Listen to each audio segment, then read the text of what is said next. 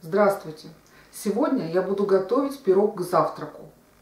Пирог сделан по мотивам известных английских булочек, которые называются сконы и подаются непосредственно к завтраку. Только традиционно они делаются на молоке и на сливках, а я буду использовать кефир. Времени на приготовление этого пирога у вас уйдет немногим более, чем вы бы потратили на приготовление, допустим, омлета или яичницы. Поэтому я думаю, этот рецепт придется вам по вкусу.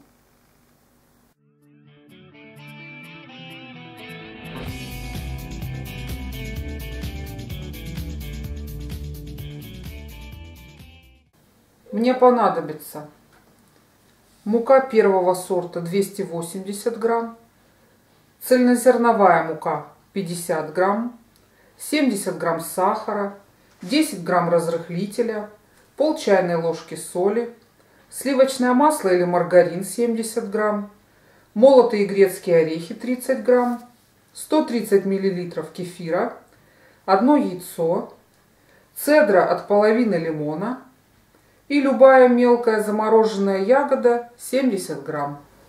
Сначала я смешаю в миске все сухие ингредиенты. Я беру муку первого сорта и часть цельнозерновой муки. Если у вас вдруг нет цельнозерновой муки, можно брать абсолютно любую муку.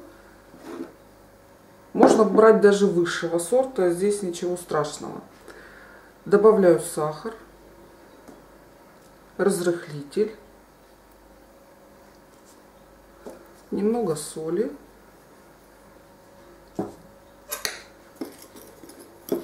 Так, теперь сюда же я добавляю молотые орехи, которые я перемолола в кофемолке. В этом рецепте можно взять абсолютно любые орехи, а можно обойтись и вовсе без орехов.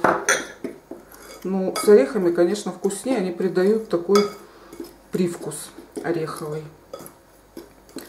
Так, сильно тщательно мешать не обязательно.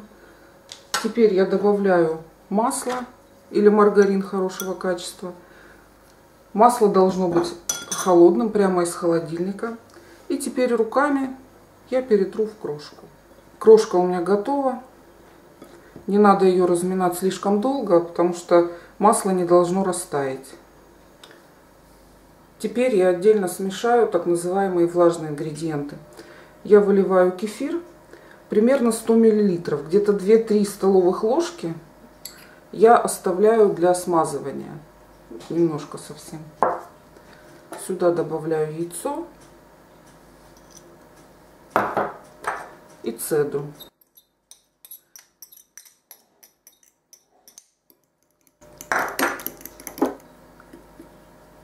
Я добавляю одну смесь к другой и замешу тесто.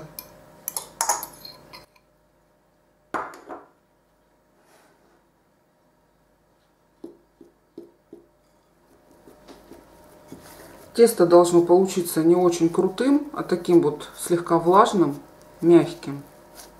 Вот видите? Так что регулируйте количество муки, потому что у вас может понадобиться совершенно другое количество, там больше или меньше, в зависимости от муки. Теперь я добавлю сюда ягоду. У меня в данном случае это клюква.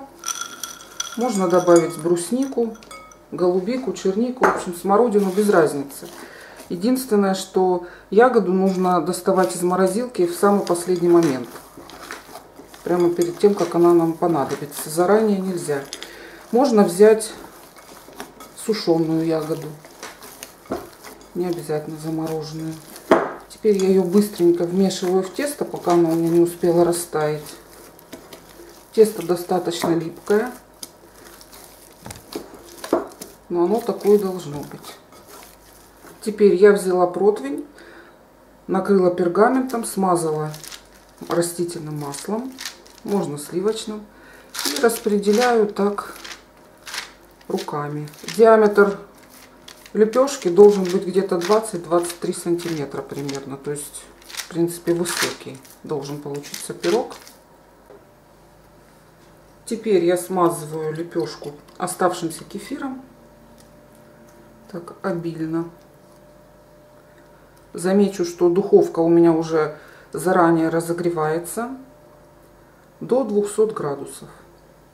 То есть, прежде чем начинать замешивать тесто, можно включить духовку, потому что тесто замешивается очень быстро, как вы увидели. И все, что нужно для приготовления этого пирога, это встать минут на 15-20 раньше своих домашних. И пока выпекается пирог, можно накрыть на стол, разбудить домашних, и у вас будет готов такой необычный завтрак. Очень-очень быстрый. Все. Смазала. Теперь ножом я делю лепешку где-то на 8 частей. Не обязательно хорошо прорезать. Можно не до конца. Просто так как бы сделать насечки. Он потом будет очень хорошо разламываться. Нож можно намочить, потому что тесто липкое и нож прилипает.